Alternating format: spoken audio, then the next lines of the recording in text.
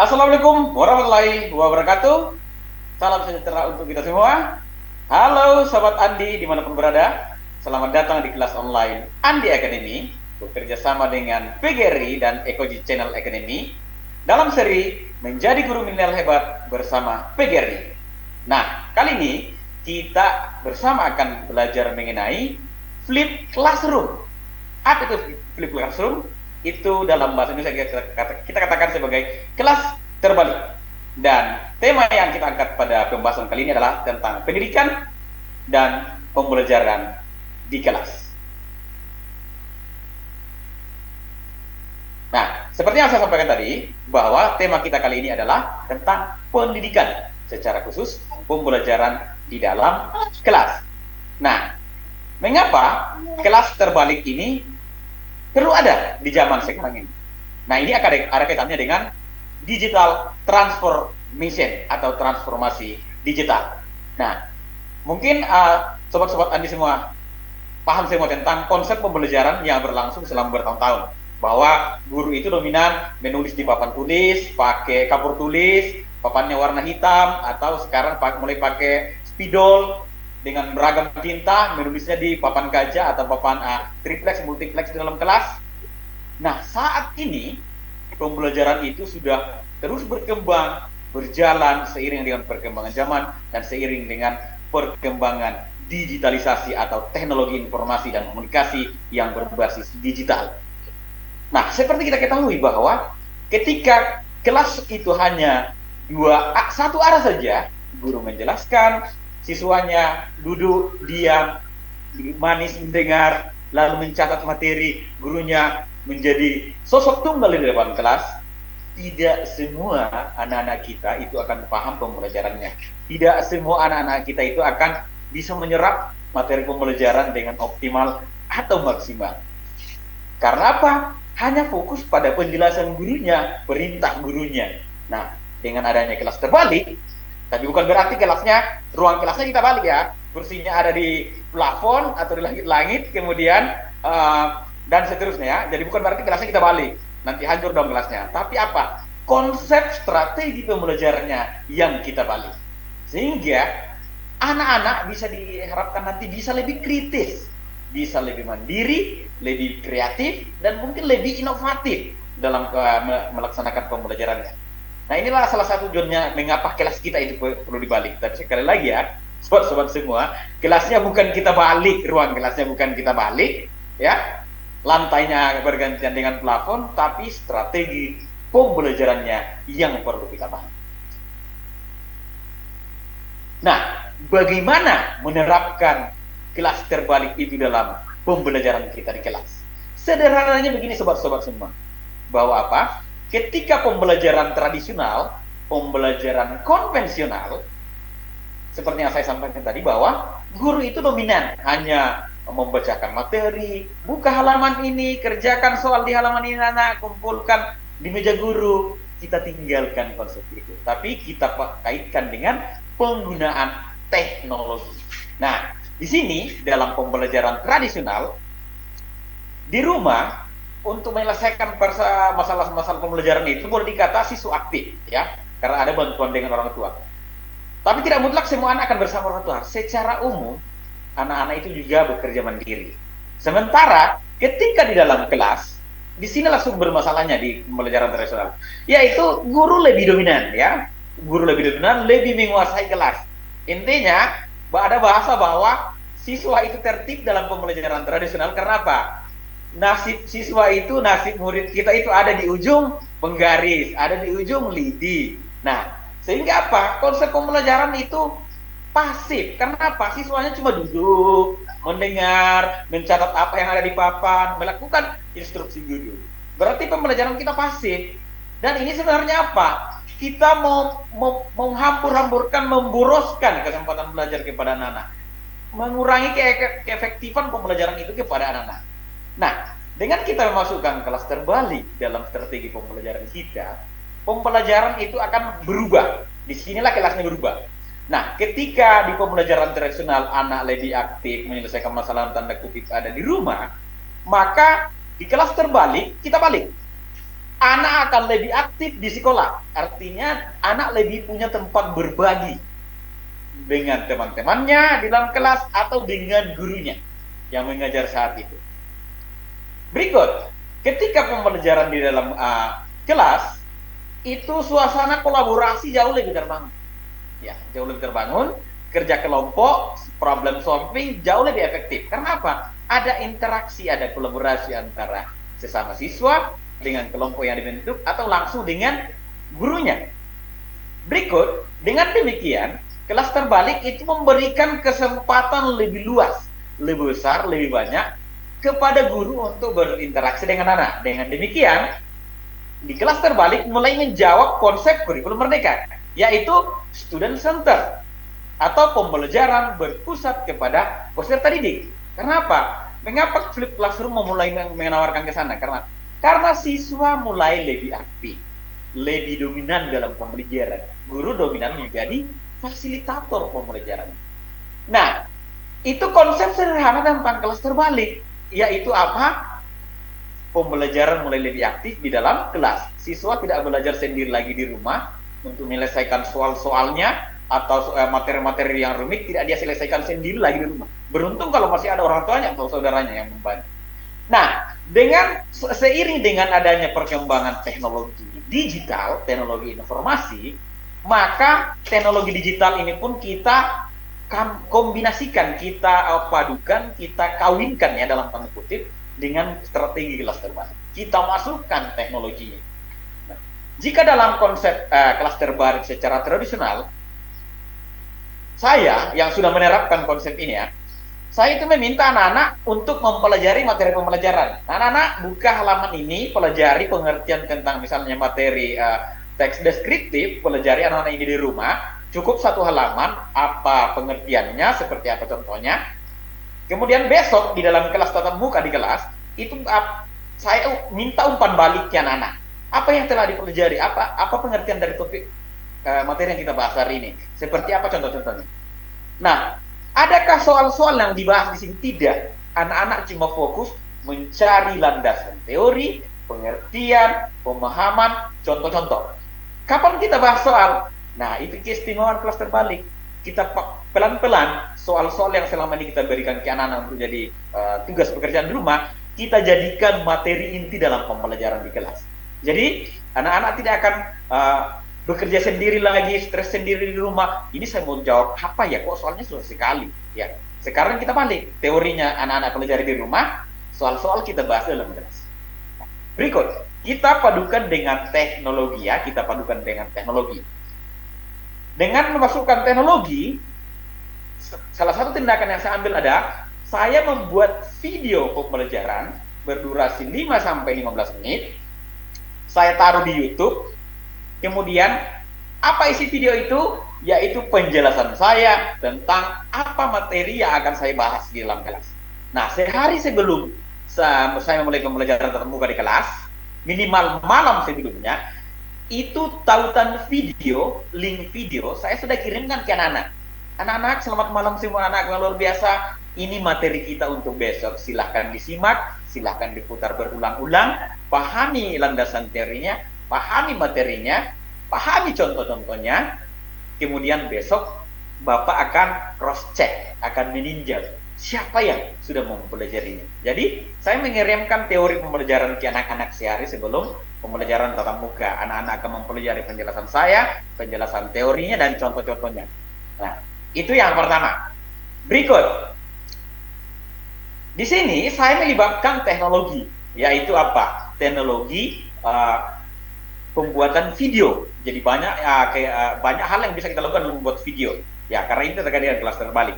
Berikut, apa yang akan anak-anak dilakukan di kelas? Nah, sama dengan konsep sederhana dari kelas terbalik atau di kelas tadi, bahwa anak-anak cuma belajar teori di rumah. Kita akan membahas soal-soal latihan, menyelesaikan persoalan, diskusi, berkolaborasi dengan anak-anak di dalam kelas. Ya, nah dengan demikian anak-anak jauh lebih aktif sebenarnya dengan menggunakan ini. Karena apa? Video penjelasan yang dipelajari anak di rumah itu mereka bisa putar berulang kali, biar sampai 1 juta kali. Bayangkan kalau guru menjelaskan langsung di kelas, anak-anaknya minta, Pak, tolong dijelaskan lagi, diulangi pembelajarannya. Ini kan kita apa? Wasting the time. Kita mau buat boros waktu. Kalau kita siapkan dalam video, itu anak biar 1 miliar kali putar di rumah sampai anak paham, itu akan jauh lebih efektif. Dan ini disebut dengan interactive lecture. Ya, anak-anak mulai interaktif. Kalau ada anak-anak yang misalnya kurang paham, mereka bisa menghubungi guru saya lewat chat di grup WA atau via Japri, istilah bahasa anak sekarang, atau mengirimkan lewat email untuk menanyakan tentang materi itu. Tapi kita belum membahas soal-soal. Nah, sehingga ketika dalam pembelajaran tatap muka di kelas keesokan harinya, kita bersama dengan anak kita akan fokus menyelesaikan soal-soal latihan. Kita fokus menyelesaikan soal-soal diskusi. Sehingga apa? Pembelajaran bermakna lebih didapatkan oleh anak-anak di dalam kelas. Karena apa? Ada interaksi langsung dengan gurunya, penyelesaian langsung dengan gurunya, penyelesaian langsung dengan teman-temannya di dalam kelas. Ya, dengan teman-temannya di dalam kelas. Nah, dengan demikian, anak-anak akan jauh lebih paham dalam kelas, ya. Karena apa? Kita bersama-sama membahas inti pembelajarannya dan juga soal-soal latihannya. Dengan demikian, tujuan utama pembelajaran berpusat kepada peserta didik lebih kena di sini. Konsep kurikulum merdeka. Konsep kurikulum merdeka apa? Yaitu pembelajaran berpusat kepada peserta didik. Anak-anak 100% dalam tanda kutip yang bisa lebih aktif. Kemudian peer teaching kita, pembelajaran dua arah, diskusi antara siswa, murid dengan gurunya jauh lebih efektif. Karena apa? Ada interaksi langsung dalam kelas. Nah, apalagi keistimewaan dari kelas terbalik di sini dalam pelaksanaannya, jika tidak memungkinkan sobat-sobat Andi semua yang bertindak sebagai guru menjalankan perannya sebagai tenaga pendidik, guru dalam kelas saat itu, teknologi kelas terbalik ini sangat membantu ketika kita ada tugas luar. Seperti saya, jika ada tugas ke ibu kota provinsi, maka ini sangat membantu. Saya bisa mengontrol pembelajaran saya secara jarak jauh dengan menggunakan ragam aplikasi yang ada. Mengapa saya bisa mengontrol? Karena apa? Penjelasan saya untuk hari yang saya tinggalkan di kelas itu terwakili oleh penjelasan yang saya sudah siapkan melalui video di YouTube.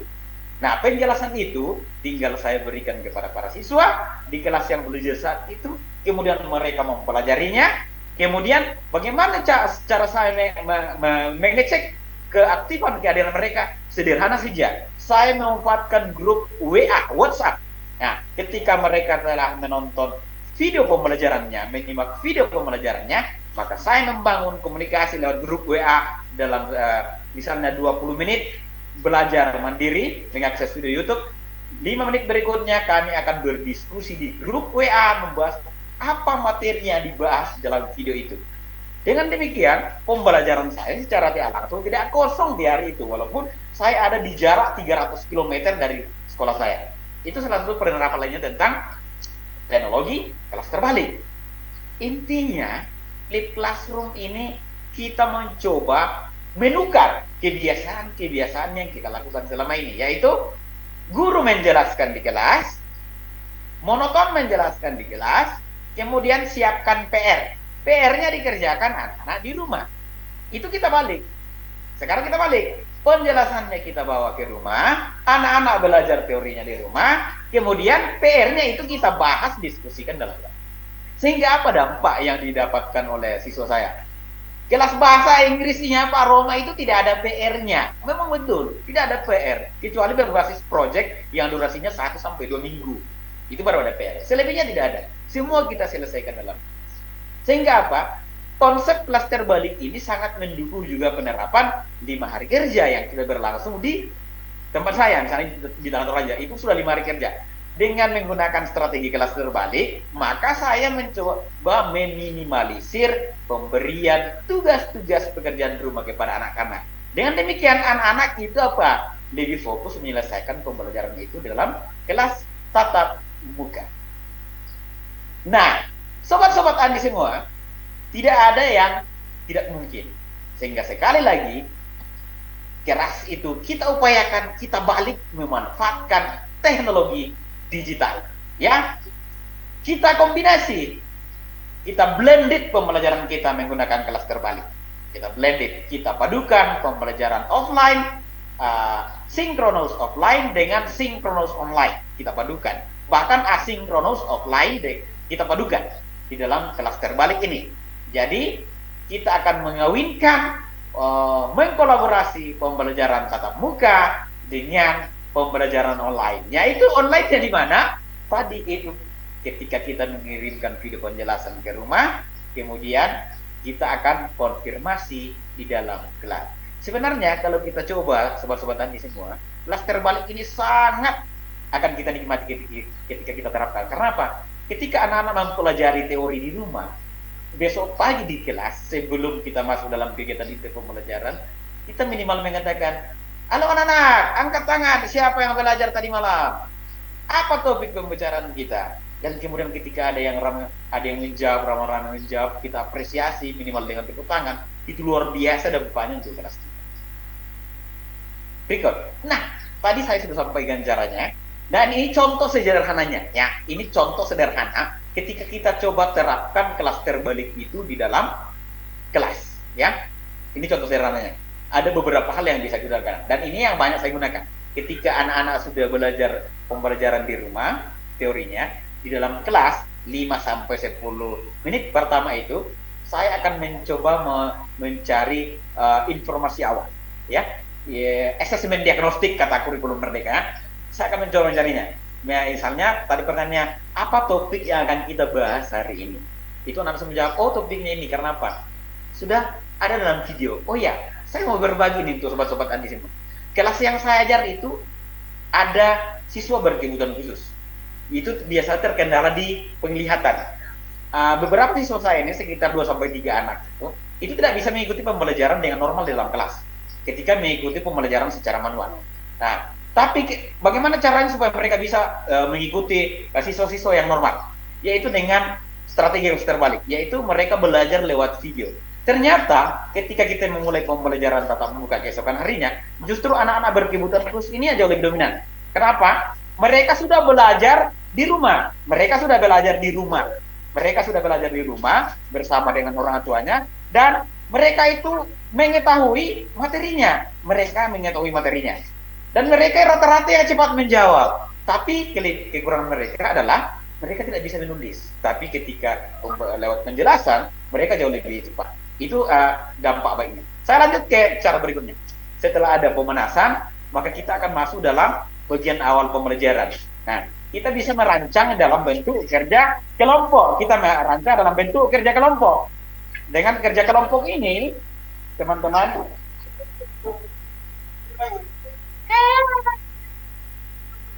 nah, dengan kerja kelompok ini teman-teman, sobat-sobat Andi semua, anak-anak itu akan membangun interaksi, ya, membangun interaksi dengan teman-temannya, membahas soal-soal latihan yang kita sudah siapkan atau bahan-bahan diskusi dikaitkan dengan materi pembelajaran yang telah mereka pelajari di rumah. Pertanyaannya, nah bagaimana jika ada anak-anak kita, siswa kita yang tidak sempat belajar? Nah itu tadi fungsinya kita ada asesmen di awal. Nah biasanya anak-anak yang tidak sempat belajar itu saya tempatkan di tempat tersendiri, ya, atau mungkin keluar 5 menit ke luar kelas, kemudian mencoba menyimak video itu kembali. Kemudian ketika sudah punya dasar, saya masukkan ke dalam kelas untuk bergabung dengan kelompoknya. Jika terlalu banyak yang tidak belajar di rumah, oleh karena mungkin keterbatasan jaringan internet atau kehabisan paket data, maka yang saya lakukan adalah anak-anak yang belum belajar mempelajari teori di rumah dengan menggunakan strategi kelas terbalik ini, itu saya buat beberapa kelompok, kemudian saya pisahkan dengan yang sudah belajar. Anak-anak yang sudah belajar di rumah langsung kita berikan soal-soal latihan untuk mereka bahas, diskusikan sambil saya dampingi. Sementara anak-anak yang belum mempelajari teori di rumah diberi waktu 5-10 menit untuk mempelajari penjelasannya, video yang diberikan, kemudian masuk dalam kelompoknya. Nah, dengan demikian, baik yang sudah belajar di rumah dengan yang baru belajar hari itu di sekolah, itu bisa beriringan, saling berkejaran lah seperti MotoGP, sehingga mereka nanti sama-sama akan sampai di garis finish di akhir pembelajaran. Itu yang strategi yang saya lakukan selama ini. Berikut, namanya teknologi, namanya kita mau pembelajaran berbasis teknologi, apalagi kelasnya kita mau putar, kita mau kembali, pasti ada kendala. Kendala yang paling umum ditemui anak adalah, terutama karena ini kita konsep belajar kelasnya di daerah, tidak semua anak itu punya handphone. Itu kendala pertama. Tidak semua anak punya handphone. Nah, apa yang saya lakukan ketika anak tidak punya handphone? Maka saya ganti dengan memberikan tugas membaca lewat materi yang relevan di buku paket yang dimiliki oleh anak. Karena apa? Video itu kan sebenarnya kesimpulan dari beberapa sumber yang kemudian saya buatkan video pembelajaran. Berikut, apalagi yang saya lakukan atau yang akan sobat-sobat Anda lakukan jika anak tidak punya handphone? Kita bisa minta memetakan anak itu apakah punya teman sekelas yang bertetangga dengan dia yang punya handphone, sehingga mereka bisa belajar berkelompok. Berikut, kendala berikutnya adalah tidak adanya jaringan internet. Ada handphone, ada smartphone, tapi di rumah, di kampung siswa kita tidak ada jaringan internet.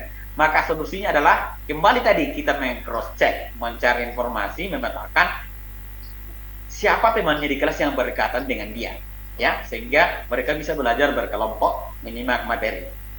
Nah, jika itu juga tidak bisa kita petakan, maka solusi berikutnya adalah anak-anak kita beri kesempatan belajar teori di kelas, menyimak video pembelajaran di kelas. Ketika pembelajaran selesai, memanfaatkan jaringan internet yang tersedia di sekolah, sehingga anak-anak sudah mempelajari teorinya sebelum kembali ke rumah. Besok tinggal berdiskusi di kelas.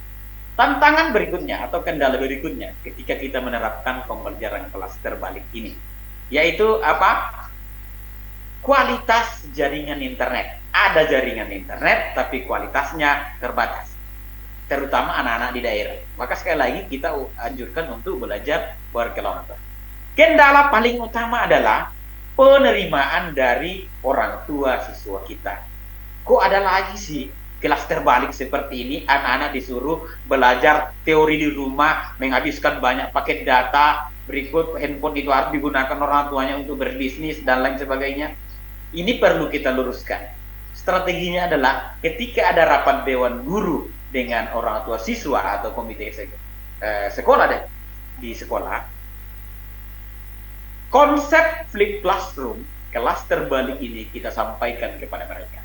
Kita sampaikan ke orang tua siswa bahwa di sekolah ini akan diterapkan strategi pembelajaran kelas terbalik pada beberapa bidang studi. Karena perlu diingat ya, tidak semua mata pelajaran, tidak semua topik, tidak semua materi inti, tidak semua capaian pembelajaran, tidak semua kompetensi itu bisa kita gunakan strategi kelas terbalik. Tidak bisa. Sehingga kita akan memilih beberapa materi inti saja yang cocok penerapannya dengan kelas terbalik. Dan ini kita sosialisasikan kepada orang tua peserta didik. Sehingga pada 1, 2, 3 kesempatan anak-anak belajar menggunakan strategi kelas terbalik di classroom di rumah, orang tuanya tidak komplain lagi. Sehingga apa? Anak-anak, orang tuanya itu sama-sama bahagia bahwa oh ternyata anak saya pegang handphone karena apa? Pembelajaran. Nah, jika masih memungkinkan, kita ajak orang tua untuk terlibat aktif, mendampingi anak-anaknya ketika sedang menyimak video pembelajaran yang sudah kita siapkan. Karena jangan sampai ada pembelajaran kita yang menggunakan bahasa-bahasa tertentu yang sulit dipahami anak, sehingga dengan keterlibatan orang tua, anak-anak akan jauh lebih paham konsep pembelajaran yang kita tawarkan.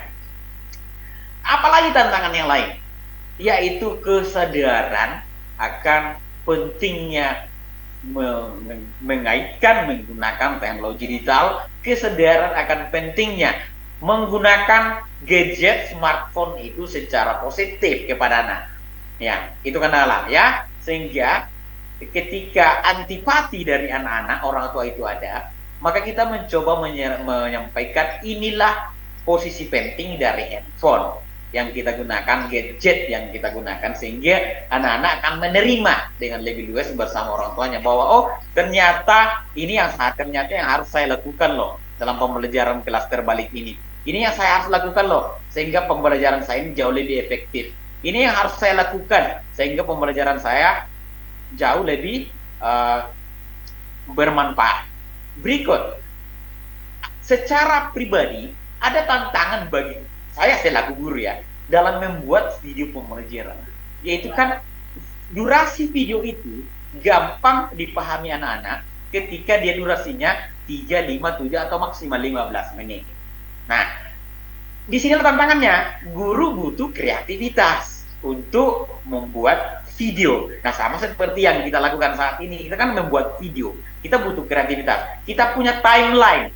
Kita punya batasan-batasan sekian detik ini saya akan berbicara demikian. Nah, ini tantangannya dalam membuat video. Nah, solusinya adalah kita harus berlatih membuat video berulang-ulang. Selaku guru kita berlatih, terutama yang belum biasa berdiri di depan kamera, berlatih.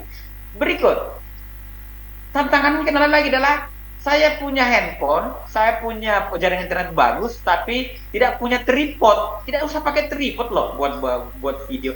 Handphone itu dibuat berdiri landscape saja, ditidurkan, atur posisi buat menyangga entah dari gelas atau apa. Kalau tidak punya tripod, siapkan rekaman, jalankan rekamannya, kemudian kita berbicara depan video, kita presentasi. Itu selesai. Tantangan berikutnya apa lagi? Tidak ada biaya. Masa sih dewasa ini guru-gurunya sudah milenial masih mengeluh tentang biaya membuat video? Ya, itu dikonsultasikan dengan baik, karena setahu saya di dalam anggaran dana bos pemerintah itu sudah dianggarkan biaya tentang pembuatan video-video pembelajaran. Nah, mengapa tidak kita sinkronkan dengan kebutuhan dana bos dengan kelas terbalik ini? Kita mau gurunya membuat videonya mungkin minim anggaran bagi gurunya untuk membeli aplikasi software atau lain sebagainya, atau untuk pembelian paket data, itu kan bisa dibiayai oleh dana bos. Ya. Berikut, satu lagi. Sekarang kendala begini, bahwa ternyata handphone itu akan menggantikan guru ya. Tidak. Secanggih apapun teknologinya, semutakhir apapun teknologinya, tidak akan bisa menggantikan peran. Itu harus kita ingat. Kelas terbalik tidak akan pernah bisa menggantikan peran guru. Justru gurunya yang berimprovisasi. Sehingga apa? Kelas terbalik itu menjadi perpaduan antara guru dengan strateginya. Sehingga apa? Pembelajaran jauh lebih efektif. Nah, ini kan salah satu kekhawatiran orang ya, bahwa dengan adanya komputer canggih, smartphone canggih, gadget canggih, peran guru akan berkurang. Tidak akan pernah. Guru tidak akan pernah terpinggirkan. Guru tetap menjadi nomor satu bagi anak didiknya. Mengapa? Kelas terbalik, teknologi tidak bisa menggantikan peran guru. Karena apa? Ketika pembelajaran kita berhadapan langsung dengan anak kita, itu ada hubungan emosional, sosial emosional yang terbangun, yang tidak bisa digantikan oleh teknologi dan kelas terbalik. Jadi, kelas terbalik ini adalah sebuah strategi bagaimana kita memadukan teknologi, bagaimana kita memadukan kreativitas pembelajaran dengan kehadiran gurunya, sehingga siswa jauh lebih efektif, jauh lebih aktif, jauh lebih kreatif, dan bermanfaat bagi anak-anak kita. Perlahan-lahan saja sobat-sobat di sini ya, lakukan secara perlahan, luangkan waktu untuk mengeksplorasi konsep classroom ini. Kemudian jangan lupa berkolaborasi dengan rekan di sekolah. Mungkin ada operator atau guru di sekolah yang mahir tentang IT, silakan kita berkolaborasi dengan sesama rekan guru di sekolah untuk mengisi video atau berbagi informasi, berkolaborasi dengan rekan-rekan kita untuk berbagi konten menarik, sehingga kita bisa mewujudkan pengejaran pendidikan yang adil dan baik kepada semua orang.